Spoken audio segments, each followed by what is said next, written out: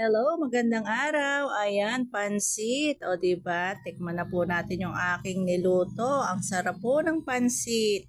Ayan, dahil na-miss ko po ang pansit, kaya po nagluto ako ng pansit. Talaga namang masarap ang pansit pagka talagang madalang mong matikman. Kasi nakakamiss din po ang pansit dahil wala naman po akong mabilan dito sa gawin namin. Kaya nagluto po ako ng kalahating kilo lang naman para pang almusal at merienda.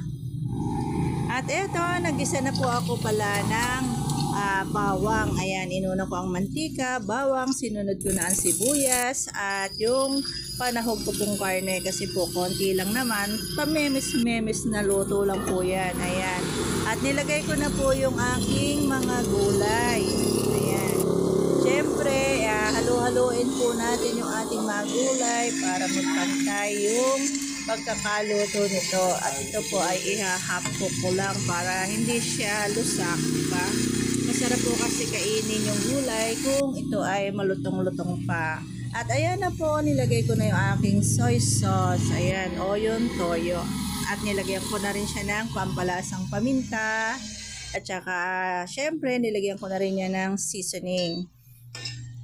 At syempre, halu-haluin lang po natin. Ayan, mekos-mekos lang mga lalats. Ito po ay pang-budget meal lang na pansit sa mga wais at nagtitipid na nanay. At ayan na po, maluluto na po yung aking gulay na yan. At napakasarap naman po talaga nito. Diba, tingnan nyo naman, sa gulay pa lang, masarap na talaga siyang kainin. At eto na po pala, ayan, nagbukod po ako ng panglas na panlagay sa ating pansit. At naglagay na po ako dyan ng tubig doon sa natira kong konting gulay para ma-mix po yung lasa. Meron pa rin dyan na lasa, diba? At nilagay ko na po yung mga noodles na kalahating kilo lang po yung aking niluto para pang-almusal at pang merienda na rin, diba mga lalabs. Yung pagkalagay ko po ng tubig ay meron din halos 1.5 litrong tubig. Hindi ko na siya binababad kasi po malulusak siya. Ayan.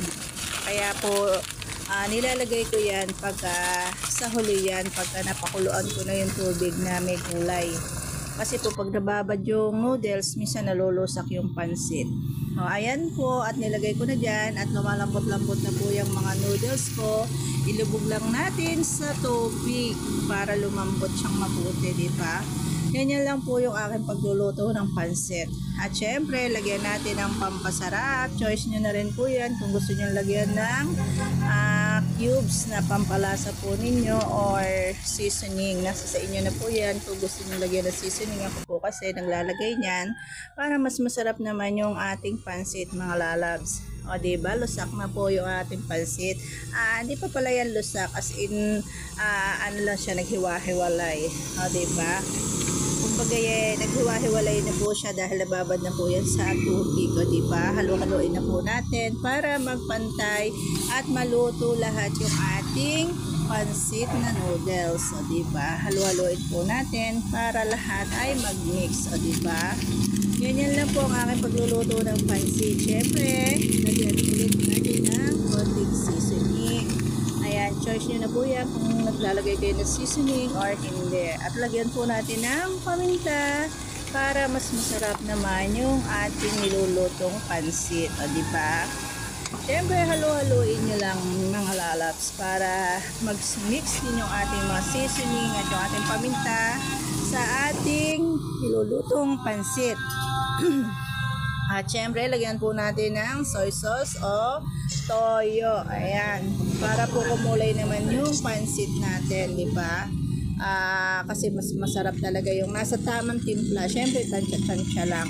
At syempre, luto na yung noodles ko. Nilagay ko na po yung aking mga hinangong gulay kanina. Di ba? Haluin lang natin yan para mag-mix. Yan po ay panglas na para po crispy naman yung ating gulay. At nasa sa inyo na rin po yan kung ano gusto nyo panahog. Kung gusto nyo lagyan ng karne ng baboy, squid balls, or gusto nyo kikiam, gusto nyo ng shrimp or yung kipot para mas masarap yung inyong pansit. O diba? Ganun lang. At napakasarap na luto na yung aking pansit. Ayan, ready na po yan mga lalabs. O diba, napakasarap ng pansit. O, ayan, nakaluto na po ako at ready to eat na tayo. Napakasarap po ng pansit mga lalabs. Ayan. Ganun lang po, yan po ay budget meal lang sa mga gusto lang kumain ng pansit. Ngayon nasa sa inyo na yan kung gusto niyo pang pasarapin at lagyan ng maraming sahog. Nasa sa inyo na po yan. Ako po kasi pang budget meal lang. O, diba, di naman tayo rich kid. Ang mahalaga po ay nakaluto tayo ng masarap na pansit at budget meal. Thank you for watching. Bye-bye mga lalabs.